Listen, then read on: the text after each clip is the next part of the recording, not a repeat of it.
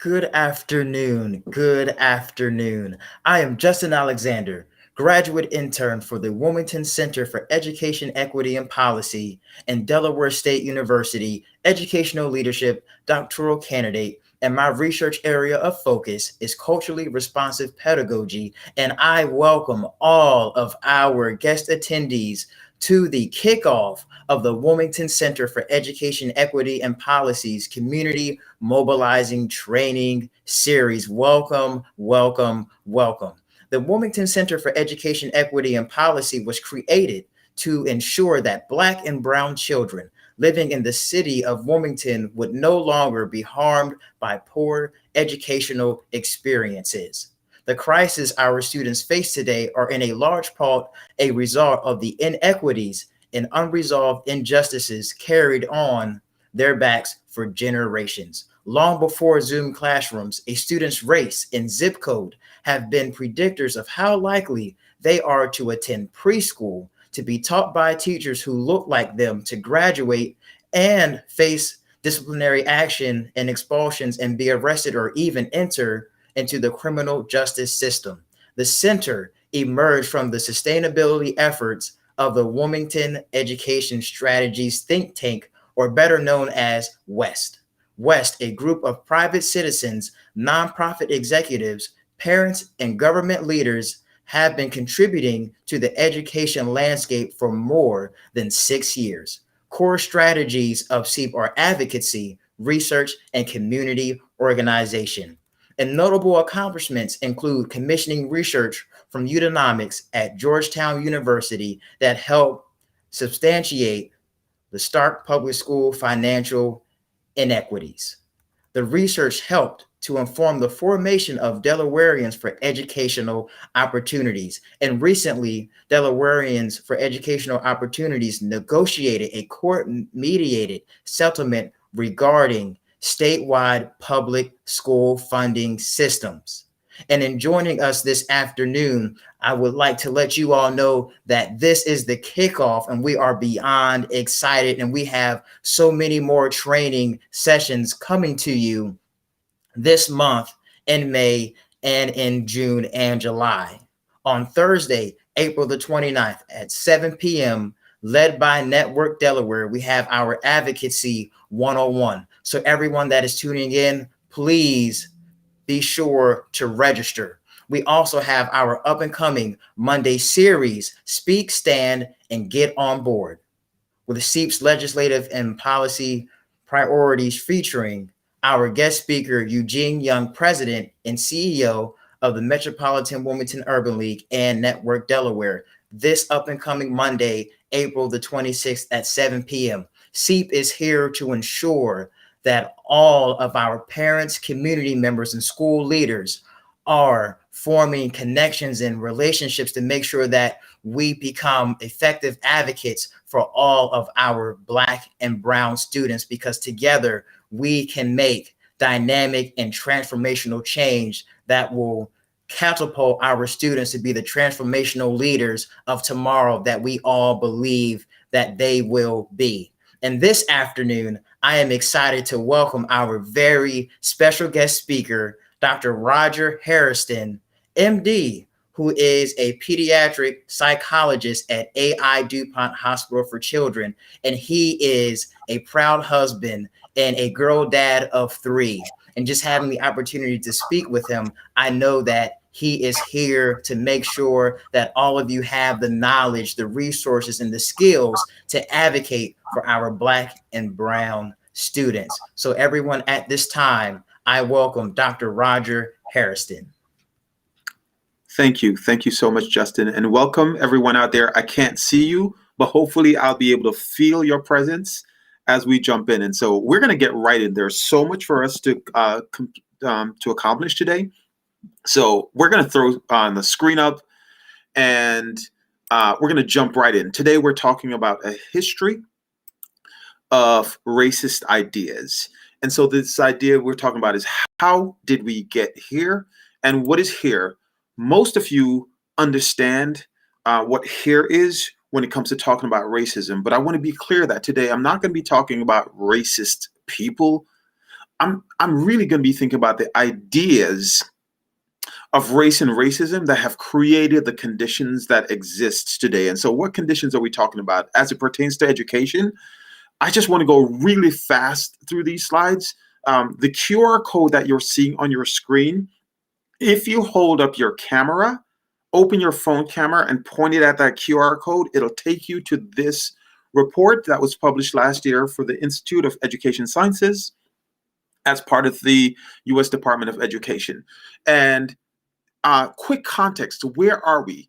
Looking from 2000 to 2017 to 2000, projecting to 2029, we see that the face of public school students is changing significantly. And so while in 2000, we had around 61% white students in school, by 2017, that was less than a majority in our public schools.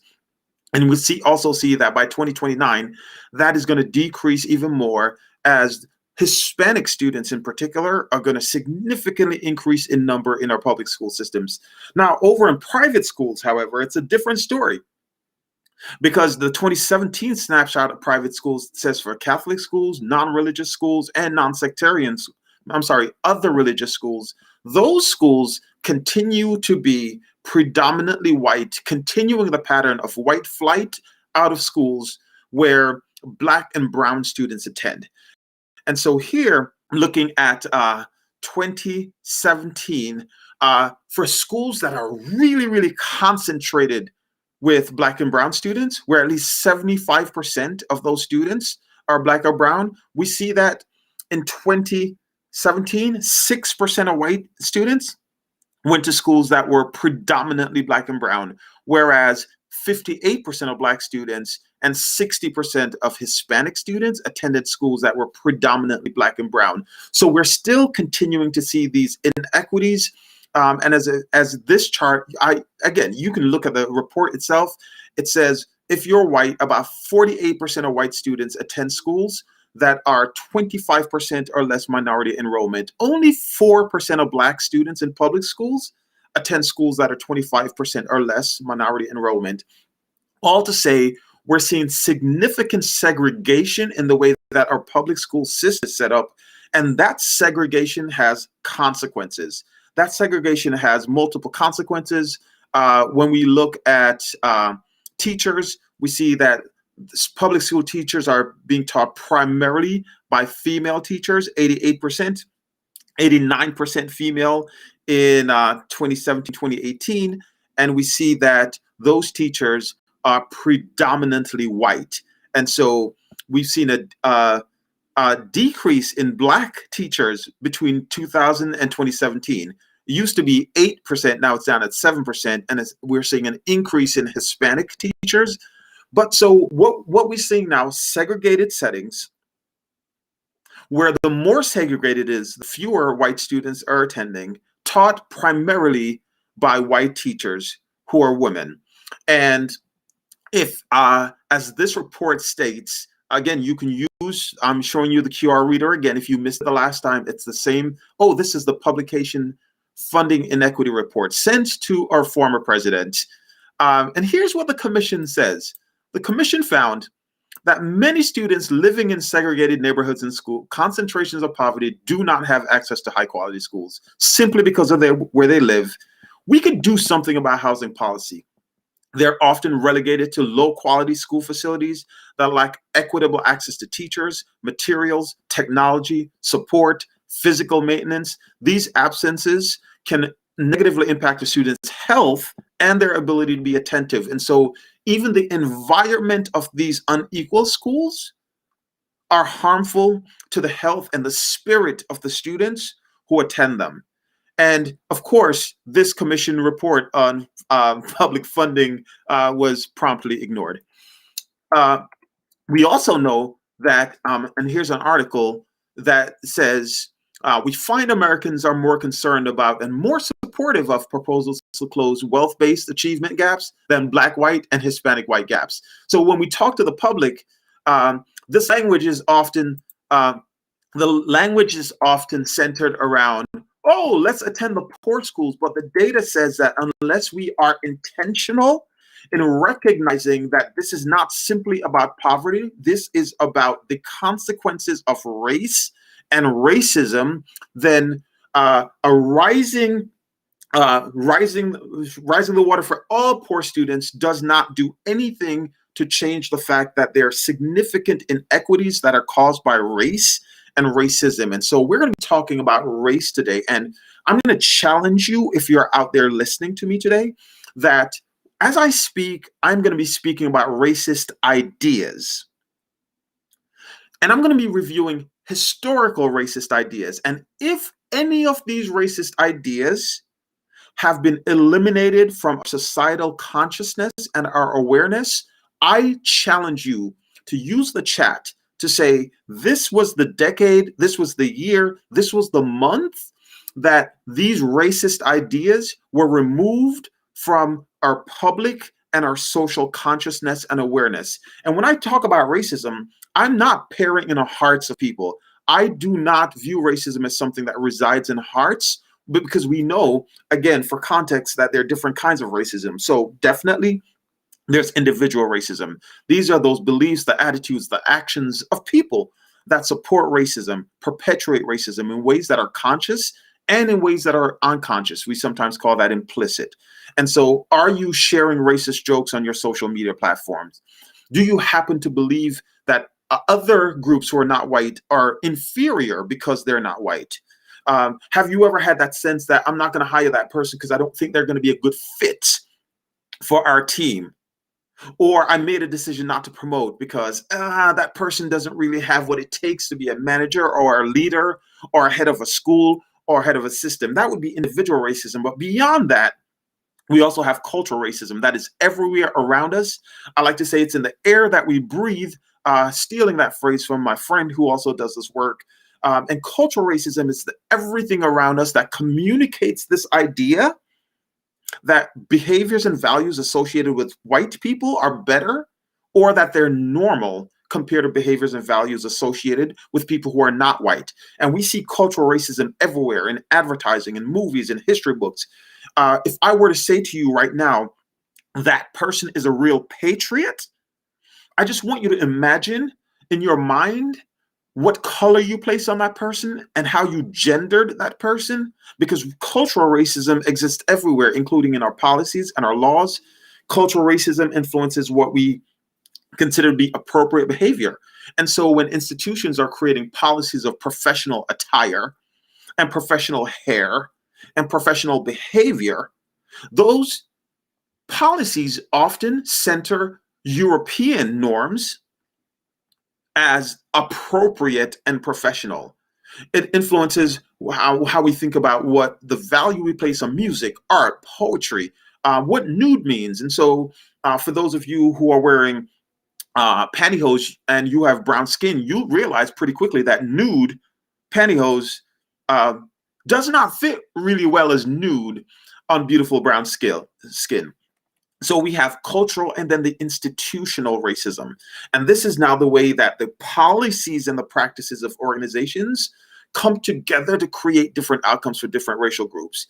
And for something to be institutionally racist, it does not have to mention a racial group, but these policies have the effect of creating, maintaining, or failing to remedy advantages that have been accumulated for white people, or accumulated disadvantage from people who do not have white identity. So an example, and we have so much to cover, I hope I can get to it all.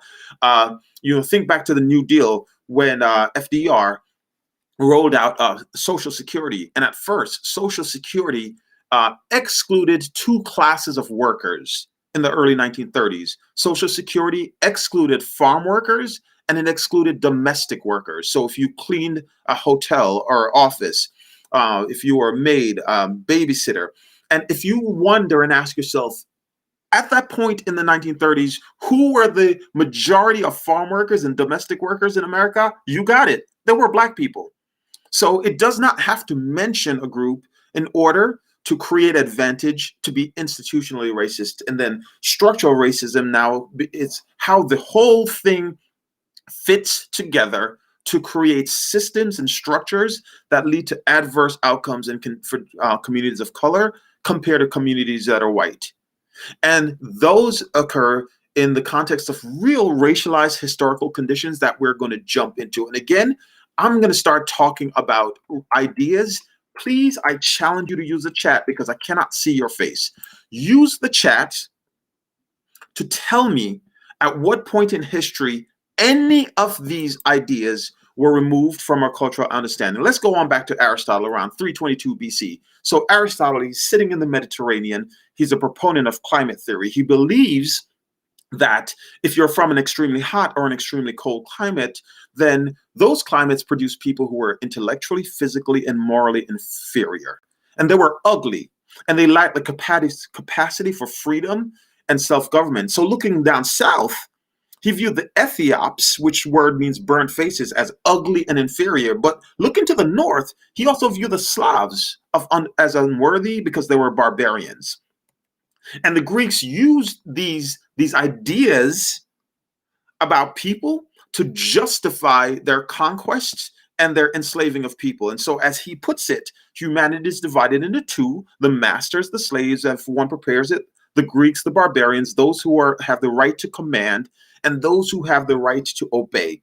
These ideas that says that we get to decide who is superior and who's inferior continued on through Christianity. And so you see St. Paul writing, slaves, obey your masters with respect and fear, with sincerity of heart, just as you would obey Christ. These racist ideas that you are inferior and you are supposed to remain subjugated to your master were then used to keep enslaved people subjugated and to try to prevent them from rising up for their dignity and their freedom. So these ideas are old ideas, but what is happening in history? And I'm speaking quickly because there is just so much content that we need to get through today. So the 700s, 1300s, there's a lot of human trading. The Middle East is the hub. This is happening in North Africa, Portugal, Spain. 800s, the Hamitic curse theory is pretty popular in Europe. For those of you who don't know it, well, we'll get into it a little bit. And I'm speaking specifically about the experience of Black and African people today, but keep in mind that I also open space for any other group of people who want to talk about histories of persecution and subjugation. So Jews are not having a great time at this time in history, for example. But I want to point you to a few key people, like this scholar, Khaldun, in 1377, who was actually the first major writer of racist ideas related to African people. And so he writes, the Negro nations are, as a rule, they're submissive to slavery. They were not, because they have little that is essentially human, and they possess attributes that are quite similar to dumb animals. And so this racist idea that reduces the humanity of people from the African continent, I want you to tell me, when you look at the murders of people like Dante Wright and Ma'Khia Bryant and George Floyd and brown people like Adam Toledo, I want you to tell me when this racist idea was removed from our cultural understanding. He says that the Negroes were children of Ham, the son of Noah, singled out to be Black as a result of Noah's curse. And if you know anything about the Bible or this story from any of the kind of the books of the Bible, you'll understand that that was not what happened in Noah's curse. Actually, his son Canaan was cursed. But in Europe, the story went a little bit different. The story went, well, Noah had these three sons. They go on the ark with their wives, and Ham is married to an African woman. And Noah instructs his children not to engage in sexual activity, but because Ham's African wife is hypersexual, they are engaging in sexual activity. And so Ham gets cursed and his children gets cursed with blackness and to be slaves. That is not the way that the story is written in the actual scripture reference. But these are the stories about race and this racist idea that is equating a Black woman with hypersexuality. Please let me know when we got rid of that racist idea. So we're moving through history, and by the 1400s, the Slavs, the word slave comes from Slav. So think of your Slavic, your Eastern European countries. Now they're building forts. against slave raiders. And so over in Western Europe, the slave markets are plunging with Eastern Europeans at the same time that the African supply of enslaved people is increasing. And so people who are Western European now start to see the Slav as a black person, not a white person. And I say that because there were no white people at this time in history. In fact, there was no such concept of race. The first time the concept of race occurs is in 1481 when this French person uses it to describe a series of dogs. And if you are out there and you have white identity and you're feeling really, really uncomfortable or triggered right now, and you're like, what do you mean there were no white people? They were not. There were English people. There were German people. There were French people. People did not, if you read Shakespeare, for example, you'll see Shakespeare, his writings contain anti-blackness, but he never ever calls anyone white. Because this idea that a group of people are white was created a little bit later for a specific reason. So by the 1600s, we have many mentions in history of white people, where before they were English and German and French. I want to point out to another key figure, Prince Henry, the Navigator of Portugal. So he's central in the Atlantic slave trade and also in maritime expansion. What this means is that he's a key historical figure in creating a worldwide economy where goods and people are being moved across the ocean. They are perfecting maritime and boat technology. And so his nephew, de Zurara, in 1452 is writing his biography. And as he's writing the biography of his uncle, he describes their raids to Africa as missionary expeditions. He said that these people who they were enslaving, they needed salvation because they lived like beasts without any custom of reasonable beings. They have no knowledge of bread and wine, and they were without covering of clothes or the lodgment of houses. And worst of all, they had no understanding of good, but knew only how to live in bestial sloth. This racist idea that dehumanizes African people, the racist idea that views them as intellectually and morally inferior, please let me know when we undid that idea. And so to justify their behavior, they say, well, enslaving them is actually an improvement over the conditions that they experience in Africa. And this is not relegated only to people who later would have white identity, because here's another figure, Leo Africanus, who's an African person enslaved in Italy. He was freed and he was Christianized. And he stands out in history because he's the first African producer of these racist ideas for European consumption. He writes a book, which is a survey of Africa in 1526, where he quotes, "There is no nation under heaven more prone to venery than the Africans. They lead a beastly kind of life, utterly destitute of reason, of the dexterities of wit and arts. They're not funny, they're not witty, they have no culture, and they behave themselves as if they had continually lived in a forest among wild beasts." These racist ideas, sexualizing Black women,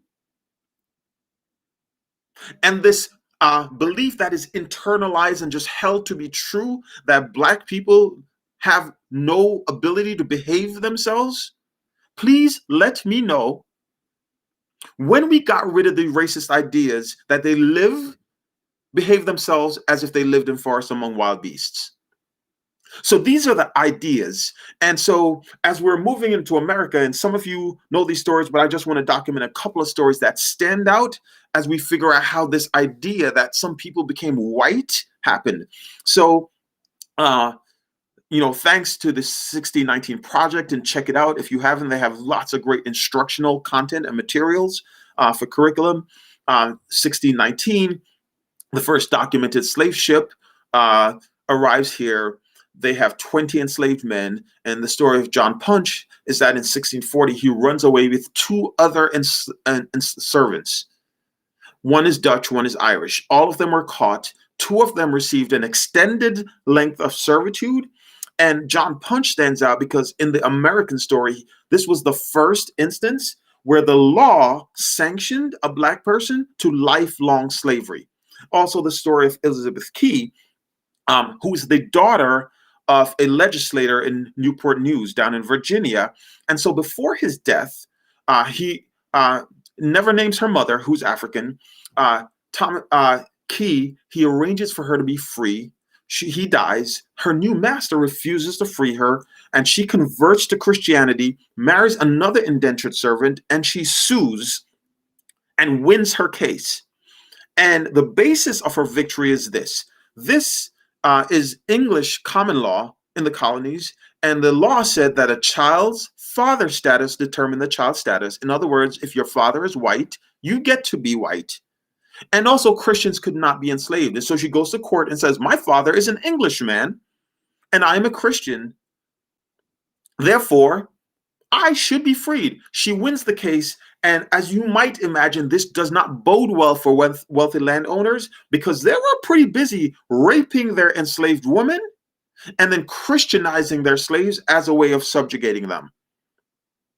One other story is the one of Bacon's Rebellion, and some of you might know this. So in 1676, another white Englishman unites servants against the governor of Virginia. They burn down Jamestown. They set the plantations on fire. They kill the rich owners. They kill their families.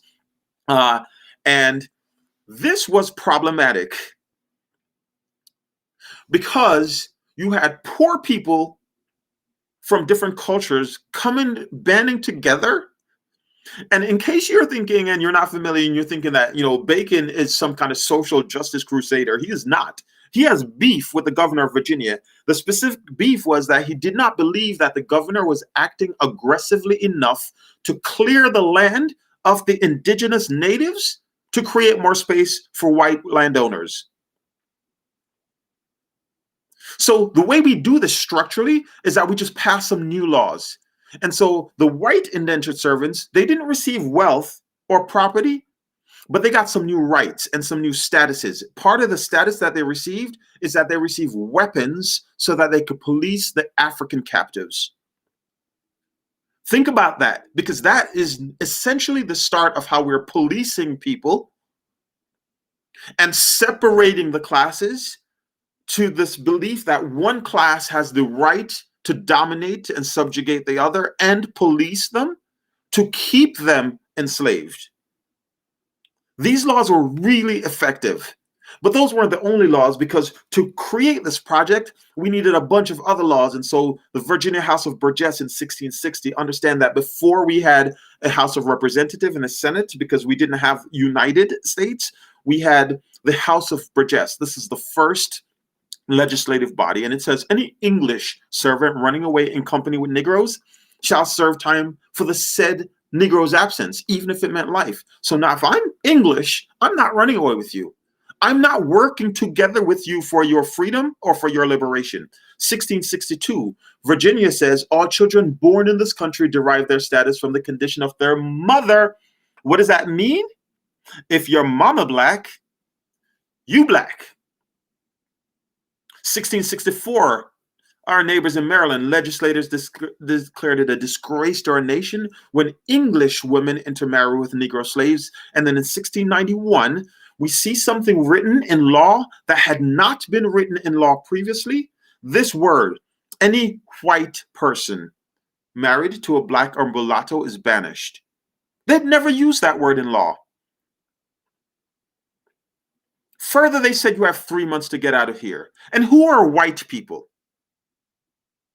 White people were Anglo-Saxon, because white people were not Slavic, white people were not Italian, white people were not Mediterranean. White people were Anglo-Saxon at that time. And over time, we expanded the definition of whiteness to include more people for the protection and the numerical supremacy of whiteness. More laws. 1680, enslaved people, they're forbidden from arming themselves for any purposes, offensive or defensive. 1691, if a runaway slave is killed resisting capture, the owner receives financial compensation. 1692, you don't have the right to a jury trial. 1705, black men lose the right to hold public office. 1705 again, You are now considered real property if you're Black, biracial, or Indian. And we perfected this project by also making it illegal to own land, even if you're free Black. So if I don't own land, how do I accumulate wealth and transfer that generationally? The impact of these laws lives with us today, making it illegal for whites to purchase from Blacks. If I have a business, but the parts of the community that hold wealth can't buy from me, how does my business grow? Making it illegal for Blacks to hire whites. And this is just like icing on the cake to stamp this idea of white superiority. And so as a Black person, I have to know my place and stay in my place. And so I can't even purchase the service of a white professional. And while this is happening, these are the ideas about slavery that are emerging. There are those who are segregationists who believe that Blacks are naturally inferior, that they can't and they shouldn't live together with the whites. Tell me if we still have those today. Assimilationists, and these are those who believe that, Blacks are uncivilized, but perhaps we could civilize them, teach them to be white, and after we teach them to be white, we can solve the Negro problem, which is, do we keep them here or send them back to Africa? And this racist idea that says, if you are not white, you are not fundamentally American, and if you're Black, you need to go back to Africa. I'd love for you in the chat to identify the time in history when we did away with that. And then we had abolitionists, some of who were racist, some of who were anti-racist, and I'll try to touch on that because there's a whole lot that we still have to cover within this 1 hour. So as we think about the time that we're in and the forming of this new kind of experiment in democracy, our leaders are influenced by the great minds of European Enlightenment. Great minds like Francois Bernier, who in 1684 was the first person to distinguish humans into races. And he said that the Europeans are the original humans, but then you have other races like Africans, East Asians, and what he termed the quite frightful people of Northern Finland. Apologies to you if your ancestry comes out of Northern Finland. And for Bernier, Europeans included North Africans, Middle Easterners, Indians, and South Asians. If you completed the United States Census in 2020, and you are from North Africa, if you're from Algeria, if you're from any of the Middle Eastern and North African countries, and the census asked you to list your race, you would list white. Racist ideas have sustaining power. Carl Linnaeus, which many of you know, this is the father of modern taxonomy. We're called Homo sapiens because of his work, for example. So the binomial nomenclature, which gives all kind of living creatures a classification. You might be familiar that, he divided the animal kingdom, but he further divided humans into Homo sapiens and Homo troglodytes. Those are apes. But he divided Homo sapiens further into other groups, like the Homo sapien europaeus. They were very smart. They were inventive. They were covered by tight clothing. They were ruled by law. Guess who those were?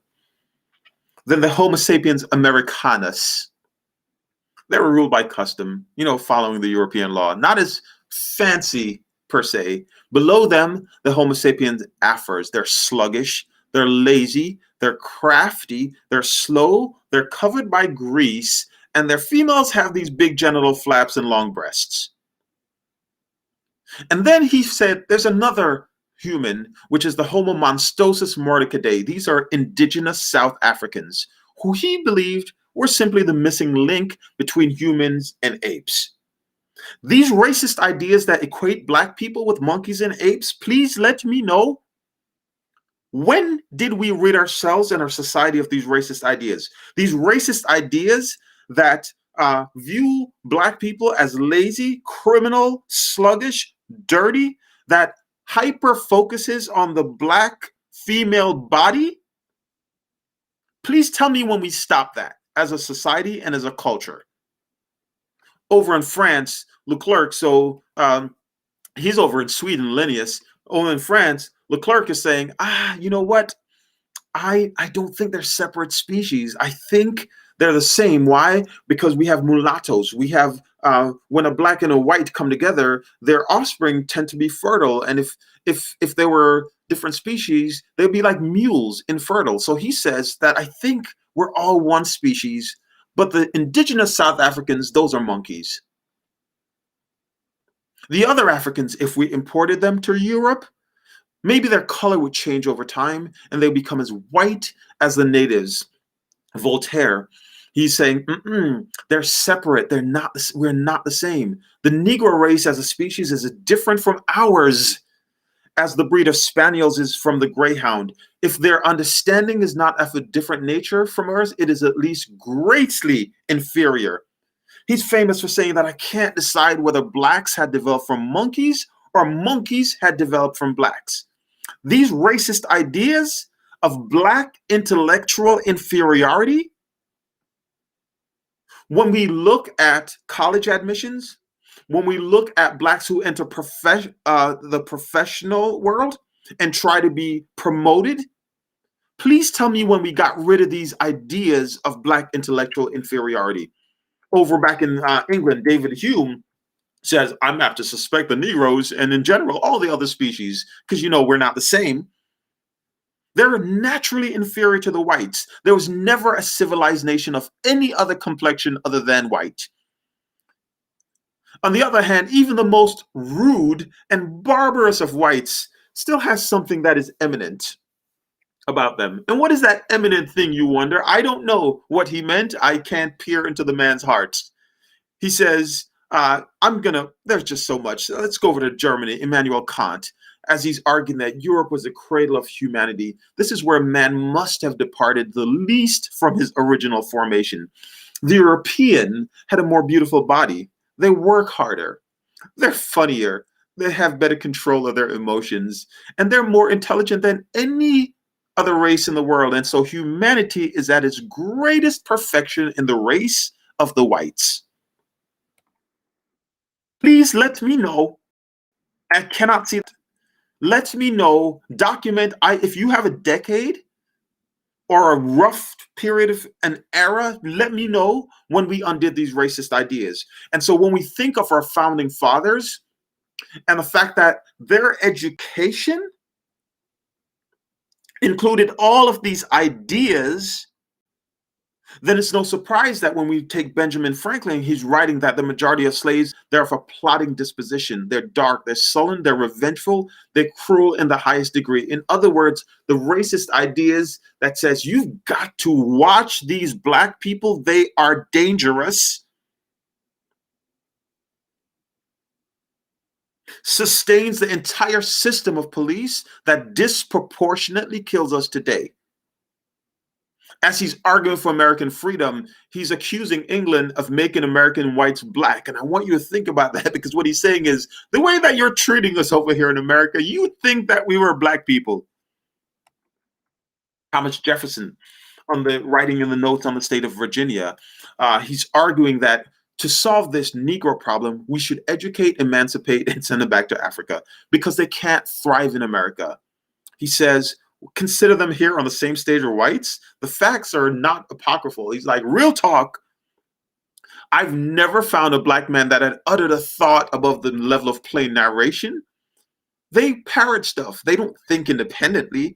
I've never seen an elementary trait of painting or sculpture. They didn't have a whole lot of time to be painting and sculpting, by the way. They were busy. So as he's writing, he's saying they're at least as brave and more adventuresome than whites because they lack the forethought to see danger till it be present. Africans, he said, felt more love, but they felt less pain. This racist idea that black people do not feel pain or the same amount of pain or the same nature of pain caused police officers like Derek Chauvin to keep their knees on the neck of black men like George Floyd because they do not believe that they feel pain, that their existence appears to participate more sensation than reflection. They react, they don't think. When they're disposed to sleep, that is why they were disposed to sleep when abstracted from their diversions. And unemployed in labor, they're so lazy, you got to keep them enslaved. He concludes, he actually says, I'm not a scientist, but I've read the literature, I've read the scientific journals, I've read the encyclopedias, I've listened to the great intellects, and I've concluded based on my education that the blacks, whether originally a distinct race or made distinct by time and circumstance, are inferior to the whites in the endowments of their bodies and their minds. And so he says that incorporating them into the state was out of the question. Why? The whites are prejudiced. We cannot have them have equality. They have 10,000 recollections of injuries they have sustained, and we continue to provoke them with policies that we're making. And so he writes that these circumstances will forever divide us into parties. And I threw in there, he said, whites are more beautiful. How do I know this? Because blacks prefer them. If we had time, we'd talk about internalized oppression and how when we internalize these racist ideas and believe them to be true, it changes the way that we feel about ourselves and people who are like us. But let's not even go there. I don't have time for that. There's too much content. Abraham Lincoln, series of debates with Stephen Douglas as the Lincoln-Douglas debates. And as Douglas is essentially accusing Lincoln of being pro-black, he's like, whoa, wait a minute there, buddy. I am not or have ever been in favor of making black people voters or jurors or politicians or marriage partners. I believe that there's a physical difference between blacks and whites that will forever forbid them from living together in terms of political equity. And because they cannot live, while they remain together, there must be the position of the superior and inferior. And I, as much as any other man, am in favor of having the superior position assigned to the white race. Later in 1862, he writes in the National Intelligencer, as he's explaining his rationale, he says, my paramount in this struggle is to save the Union. It is not to save or destroy slavery. If I can save the Union without freeing any slave, I would do it. And if I could save it by freeing all the slaves, I would do that, because the thing that I do about slavery and about black people isn't about them. It's about me wanting to save our Union. And so we have scientists who are acting now that we've created this idea of race and assigned superiority to one. So Samuel Morton, 1839, as we're moving through history, he's measuring skulls, filling them and calculating their volume. And voila, presto, magically concludes that whites have the highest endowments intellectually of all the races. He also publishes Crania Aegyptica, proof that ancient Egypt was a land of Caucasian rulers, Hebrew and black slaves, and the Negro races have always been servants and slaves. They've always been distinct and always been subject to the Caucasian, even in the remotest times. We have scientists who are doing their science and publishing them in esteemed journals like the New England Journal of Medicine, concluding from their data that slavery had a wonderful moral faculties on the intellectual powers of black people, because in the North, there's a whole lot of blacks that we've classified as insane, and we don't classify people as insane in the South. So slavery must have been highly beneficial. We have Arthur de Gobineau over in France, writing in 1853, in his essay on the equality of the human race, the analysis of this colossal truth that white lovers of liberty were at the top of the racial hierarchy, followed by the middle yellow race, and at the bottom, the greedy, sexual black people. This middle yellow race, of course, the Asian people, as we have seen, the alarming increase in anti-Asian hate coinciding with this coronavirus pandemic, stemming from the beliefs of de Gobineau that are accepted by people in positions of influence in our country who had the president's ear. The bottom included the greedy sexual black people. And so he writes that the blacks' abnormal physical traits had developed to compensate for their stupidity. He further writes that within the white species, the Aryan is supreme and was the supreme maker of all great civilizations in history all over the world. He writes that Aryan societies flourish as long as they remain free of black and yellow strains. These racist ideas that we need to get rid of the blacks and the Asians cause people to take weapons and walk into nail salons and shoot women, causes people to run their cars over people in crowds as black people are calling for liberty and freedom from the consequences of these ideas.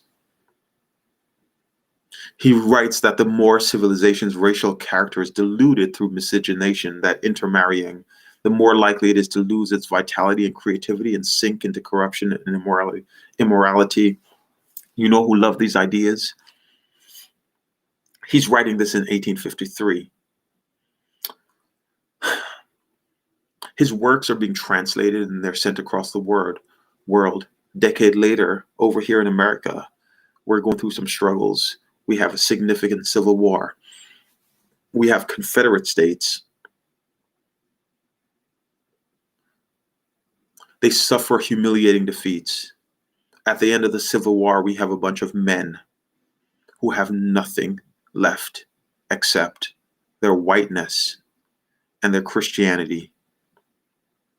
And these are the men that decided that we need to get together and we need to form a club. We're going to call it the Circle of Brothers. We're Christian. Circle comes from the Greek term, so they called it the Ku Klux Klan. Circle of Brothers. Over in Germany, the German interpretations are inspiring a rising up-and-coming leader, first name Adolf, last name I don't immediately recall, who uses these ideas to solve the problem that he saw in his own culture, the Jewish problem. What I want you to understand is that racist ideas have powerful racist consequences, and those racist consequences endure. And so I'll share with you the story of Sarah Bartmann, who's a Khoi. She's indigenous South African. And she catches the attention of Georges Cuvier, who's an anatomist, intellectual at the Museum of Natural History in Paris, also a brilliant Enlightenment intellect who believes that, Europeans were primary, all humans descended from Europe's Garden of Eden. Something happened 5,000 years that sent them fleeing to Asia and Africa, changed them. But the white race was the most beautiful. This racist idea equating beauty with whiteness, will you please just remind me when we got over that? As I see young boys and girls, I'm a psychologist, as I see young black boys and young girls ashamed of their lips and their noses and their hair and their skin color, and I see young Mexican boys and girls who I know, their parents immigrated here from Mexico, but they hate their accents and they hate their attire, their culture, because they've internalized at an early age these same racist ideas. But I'd love for you to tell me when we got rid of these racist ideas. So she's paraded, literally brought to circuses. These are some of the drawings that they created of her. She dies in 1815, and I'm reading to you now what Ibram Kendi writes in his book, Stamped from the Beginning. I'm using his words, not mine. He says, after she died, Cuvier removed her clothes, cracked open her chest wall, removed and studied all of her major organs. Then he spread her legs, studied her buttocks, and cut out her genitals, set them aside for preservation. After they completed their scientific rape, they boiled the flesh off her bones, set and reassembled them into her skeleton. Her skeleton, genitals, and brain were displayed in Paris until 1974. And when Nelson Mandela took office in 1994, he renewed South Africa's call for her to return home. She was returned home finally in 2002 from 1815. From 1815, she was laid to rest finally in 2002. Racist ideas have powerful racist consequences. And so Frederick Douglass rises to speak, and when he gets up to speak, He's introduced as chattel, as a thing. He's introduced as a property, this great intellect. But I leave with this quote that he says, when men oppress their fellow men, the oppressor ever finds in the character of the oppressed a full justification for his oppression. In other words, they shouldn't have resisted. They shouldn't have struggled. There's something in the character of the oppressed that causes us to act the way that we act. Where does that leave us? The choice is yours, because they're continuing this duel between racist ideas and anti-racist ideas. And non-racist isn't a real thing.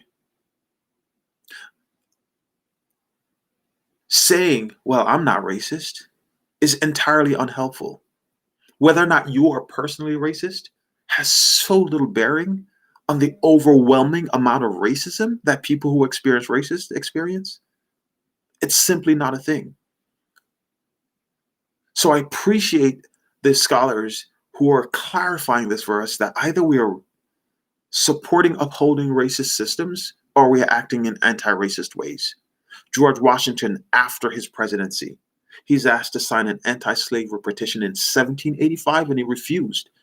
His justification was this: it would be dangerous to make a frontal attack on prejudice, which is beginning to decrease, in 1785.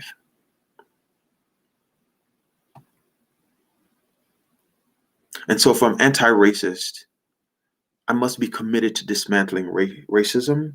And it's not about liking things on social media. It's not even about my words. It's reflected in my behaviors, where I'm educating myself, where I'm listening and learning from people who are targets of oppression without centering my fragile emotions. Sit in my discomfort so I can learn and grow. Examine myself, challenge my own prejudices, the stereotypes, the assumptions I made. Think about the way that these racist ideas, which are in everything in our society, how have I internalized those ideas? Work through those feelings of guilt, shame, deafness. Understand what drives that for me and what I need to do for my own healing so I can act affirmatively. I've got to stretch my jaw, practice challenging oppressive remarks, oppressive behaviors, oppressive policies, oppressive institutional structures. And if I want to be anti-racist in a meaningful way in school,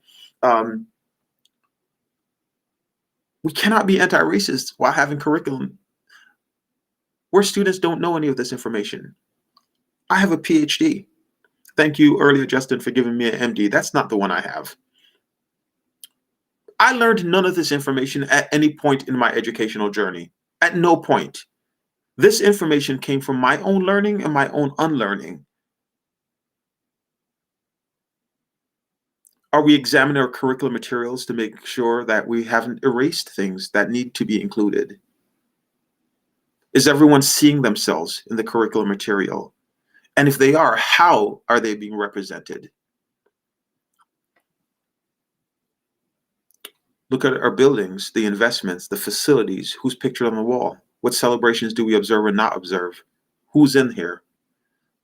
When I think about teaching excellence, is teaching excellence associated with a white face, a black face, a Hispanic face? Are we addressing the language barriers? Are the forms containing only oppressive options like mother and father? What if I don't live with my mother and father? What if I live with both my mothers? What if I live with my grandma? Are you forcing me to say I'm male or female when I'm genderqueer, gender questioning? We need teachers for white students, but we need them for non-white students, but we also need diverse teachers for white students. There's overwhelming data that shows that Black children perform better with Black teachers. Do we have a plan in place? Are we just hoping, like George Washington did, that give it time, it'll work itself out? It's not working itself out. Are we training people continually to develop their cultural awareness, their sensitivity to differences that are cultural, their competence, so that we don't over-identify students of color for suspension, for expulsion, and for placement in alternative schools as part of the prison pipeline? What leaders are we hiring and promoting? Are we dumping the work and placing the burden on the few staff of color? And then are we engaging in healing? And healing cannot reside simply within the building, because students aren't the only one who are generationally harmed by the trauma of the consequences of these racist ideas.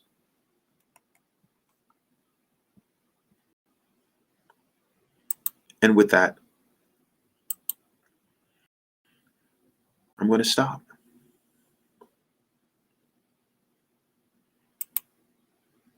And thank you for listening. And again, I was not able to see the chat, but if you were able to identify any of those racist ideas, just let me know when we were able to rid ourselves of those in our societal context. I'd be happy, because I will correct myself.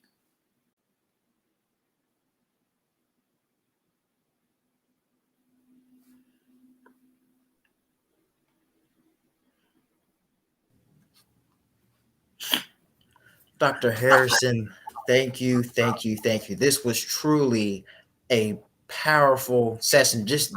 This just not was it just wasn't a talk, but this was, life changing. And just listening to you, I was thinking about my own perceptions of the world that I see outside of my four walls, but also who do I see when I look inside of the reflection every morning when I wake up? What are the views about myself, my fellow brothers and sisters? Are they positive views, or are they reinforcements of some of these negative stereotypes that you have discussed in today's session? So it just really had me thinking, who am I? What do I see? And where do I see myself in trying to make this transformational change? So it just really, this was truly, there was so much to impact and so much knowledge that you brought to us all, but yet it was presented in a way to where we could truly understand what was going on. So this was not just an introduction, but this was, to me, a full course in understanding history, where we're currently at in our time period, and where we could possibly go if we don't acknowledge, these viewpoints, what's going on, and if we don't acknowledge that, hey, we have to take action. So this was truly powerful. This was truly impactful. So I thank you for this. I appreciate you, and thank you for sharing that, Justin. And the reason this matters for me in the context of education is that those racist ideas live unconsciously in the minds of people in power. And so when they have to vote on behalf of things like funding, those racist ideas that live and now reside in our bodies, we've internalized both supremacist beliefs and we've internalized oppressive beliefs. And to the degree that we have legislators, lawmakers, policymakers who have internalized these ideas, we will not have equity. Because we will not move, because no one will believe. And this is why, like I showed you that article that says people are like, yeah, we're up on let's reduce the wealth gaps and the poverty gaps and make sure that we reach poor children. But we're not going to get there that way. We have to be intentional in recognizing the unique and the specific historical harms of racism on communities that have experienced racism. And so in some of my work for the Reading Consortium, I've advocated that, we have a designation for high poverty schools, but high poverty schools isn't actually cutting it. We need to have a designation for schools that have been geographically and historically segregated by racist policies. And so if we can designate those schools as such, then we could specifically and intentionally channel the funds that are needed for all of the things that I shared at the end of that presentation. And if we don't, we're just cutting around the edges or dropping crumbs when crumbs are no longer acceptable.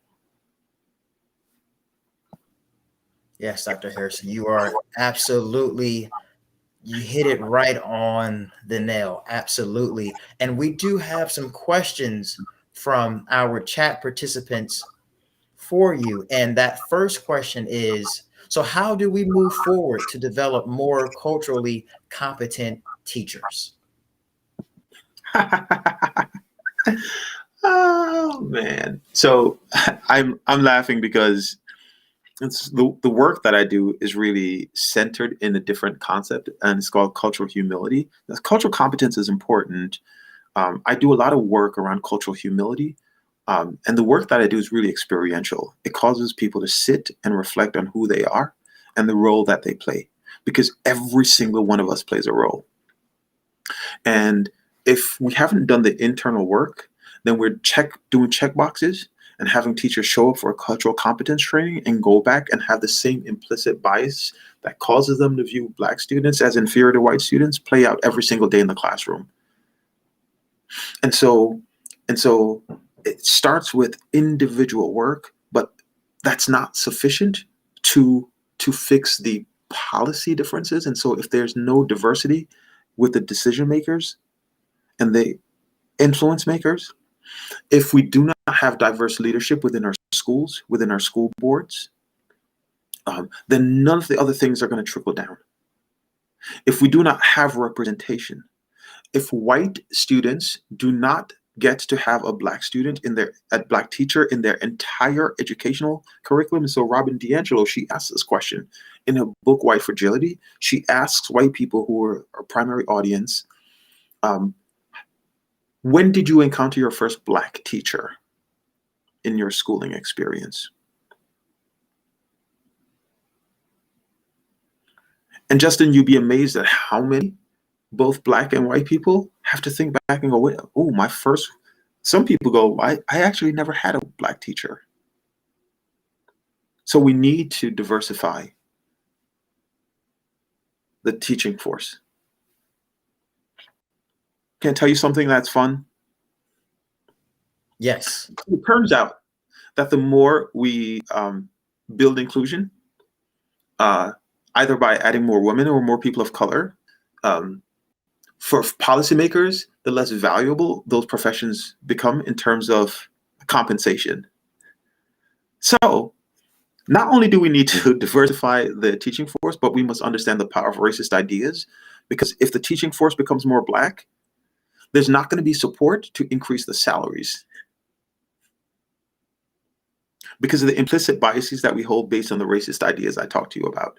So there's so much we have to be mindful of, the power of how race was constructed, what it was intended to do, and what it continues to do today.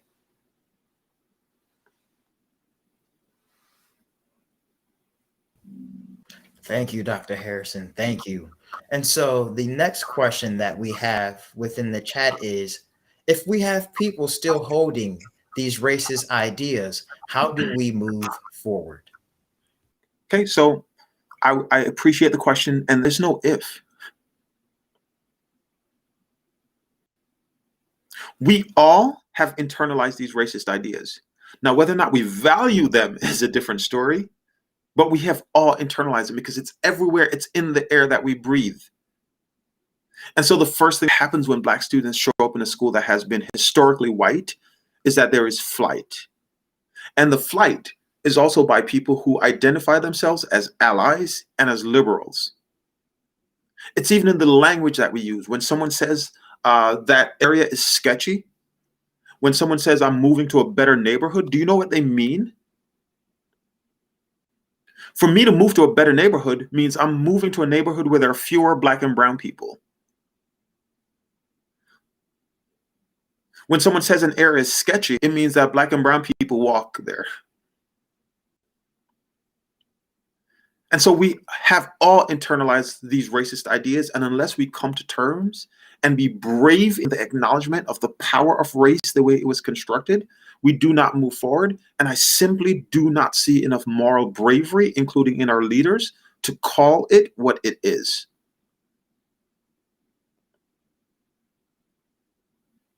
And I'm proud of leaders when they do it, but there aren't enough leaders.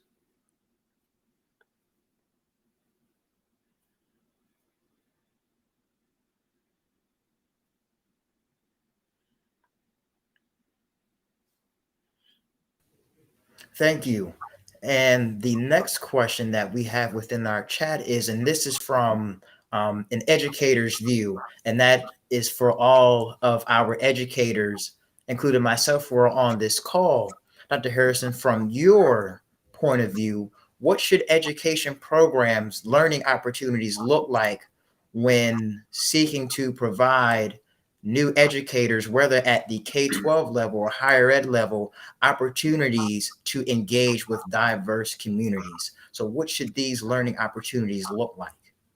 Yeah, thank you. So I think as we looked at the shooting of Dante Wright, for example, uh, one of the secondary stories that came out of there is that Brooklyn Heights was being policed by a police force that largely did not live in the community and did not represent the community. And I think the same thing applies to teachers. Um, Too many schools have teachers that don't live in the community, that don't represent the community. And these are people who, in their hearts, have really good intentions. But just look at the history. The intentions of good teachers has not led to equity. And so, unless we are developing homegrown talent, unless we are prioritizing the preparation of teachers from the communities where teachers teach, and unless we are moving to use policy to do things like rewarding people for proximity, for living within the communities that they teach, all those things could be fixed with policy. We're going to continue to have it. And so, what should the programs look like for new teachers? Um, Again, the program should be inclusive. The curriculum should be specifically examined for erasure and for inclusion. But the truth is, one of the slides I showed you, we said that we have a teaching force that is 89% female, and somewhere close to there, 80 something percent white, and that cannot do.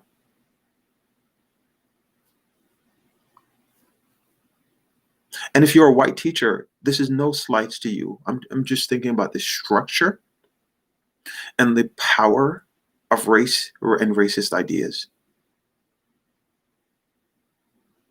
And I said, and I'll say it again, that if you're out here and this feels hard for you to hear, and you find yourself feeling triggered, if you notice that your body's now tight and you're tense and your breathing is shown off and emotionally you're feeling all kinds of feelings, I'm going to suggest to you that hold those feelings, remembering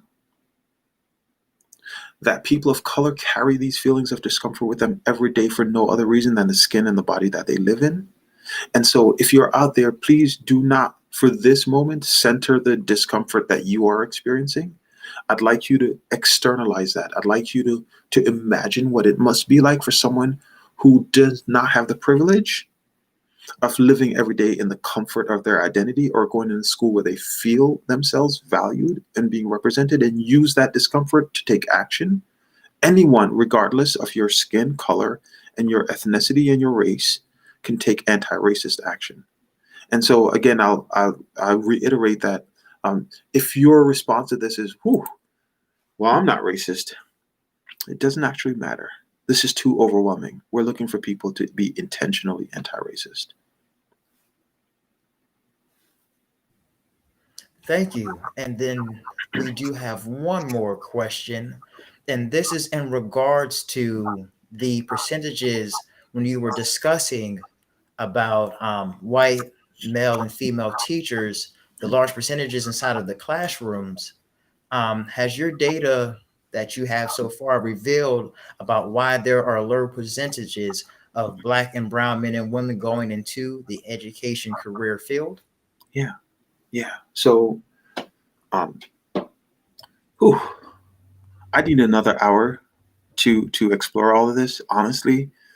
So the barriers that are faced, um, the violence of racism, the violence of poverty, the fact that when I apply to college, when I apply to graduate programs, if my name sounds ethnically Black, um, it triggers implicit biases in the people who are reviewing it that make them reject that application right away. There's data we know from scientific research that is true. They've done studies where they've sent the exact same resume the exact same resume, for those of you who are unfamiliar with this story, to a number of large Fortune 500 companies, and the only thing that they changed was the name. And so they use names like Emily and Keith, or Jamal and Lakeisha.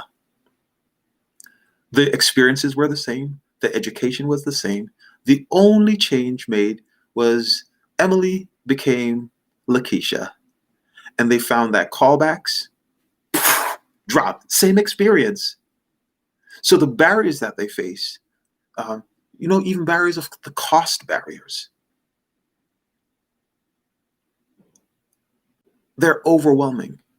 And someone brought up something, I see it in the chat. And so I'm an immigrant. I was born in Jamaica. I immigrated to the States as a young child.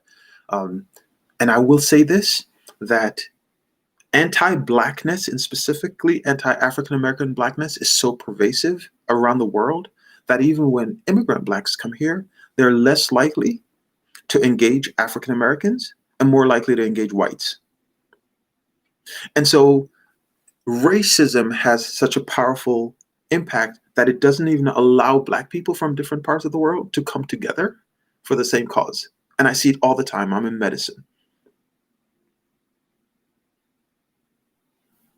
And that might have been an over response to the question that you asked, but the barriers are great. And if we're not brave enough to call out the barriers, and then we need policies, specific policies, to repair all this historical harm. Racism is violence.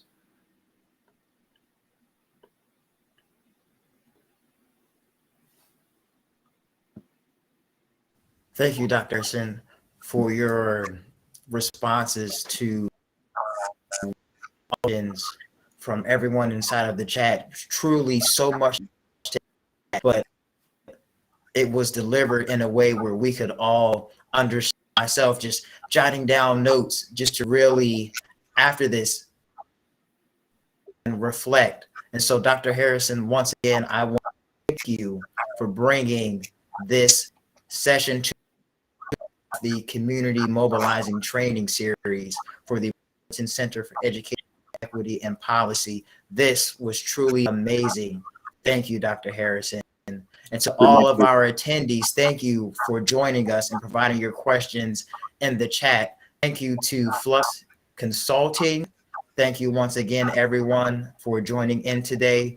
And please know that the Wilmington Center for Education Equity, we have many up and coming training sessions for our community mobilizing series. As you can see on the screen, at www.wilmingtoneducationequity.com, you can register for our up and coming community mobilizing training series. As you see, April the 29th, next Thursday, our Advocacy 101 with our guest speakers at Network Delaware. Restorative Practices, Thursday, May 6th, curated by Ms. Shannon Griffin and Dr. Malik Muhammad from Akubin. And we also have our upcoming Monday series facilitated by President and CEO of the Metropolitan Wilmington Urban League and Network Delaware, session titled Speak, Stand, and Get on Board. We procedures. So we look forward to with us, because together we can not only make informational impact, but we can also serve the larger population. So everyone, and they take time to reflect, because we are all in this together. And Dr. Harrison, again, thank you for bringing this kickoff session to us.